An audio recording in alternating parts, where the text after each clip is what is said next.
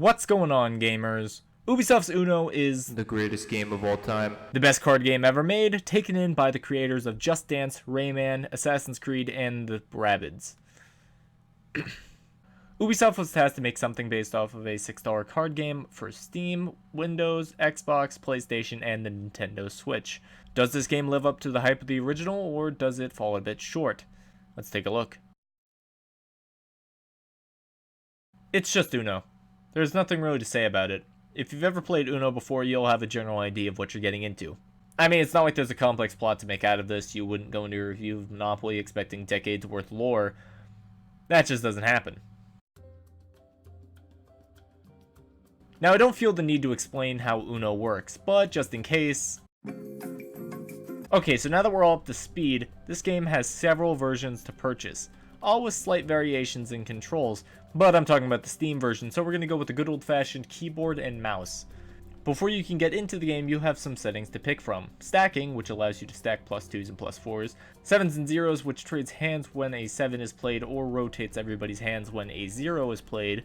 Jump in allows you to, jump in when an identical card is played using a key prompt or by clicking the matching card. Force play makes you play a card if it can be played. No bluffing keeps you from challenging a +4 played on you. If you draw cards with draw to match enabled, you will be forced to draw cards until you pull a matching one. I personally play with everything except force play and no bluffing because it allows for a lot more opportunities in the game than it would otherwise.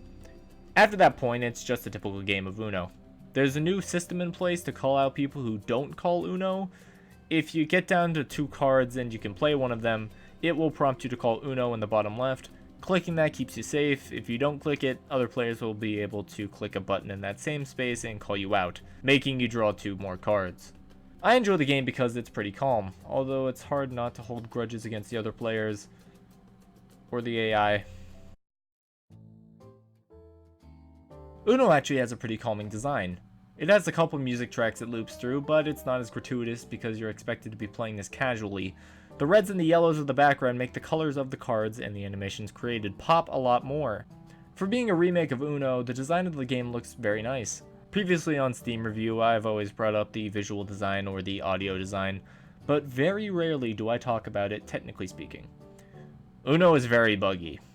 I have a gaming laptop, and every time I launch the game and get a +4 or change the color, basically when I'm given a prompt, the game freezes for about 8 seconds and then drops me back in.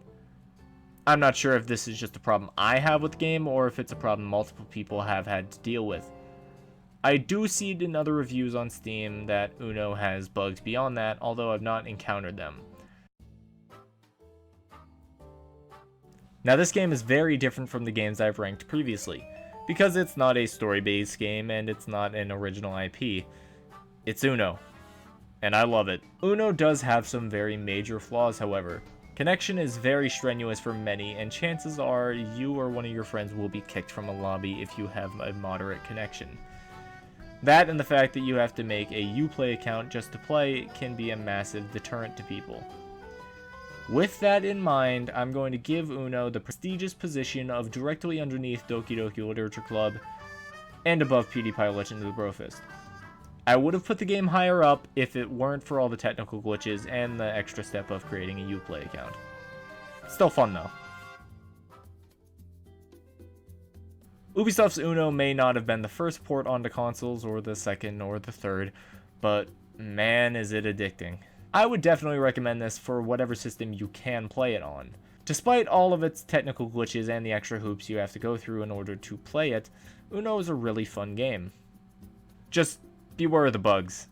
And also make sure the game will actually work on your computer for your $10 sake. Just get the demo first, and then, if it works, download the full version if you like.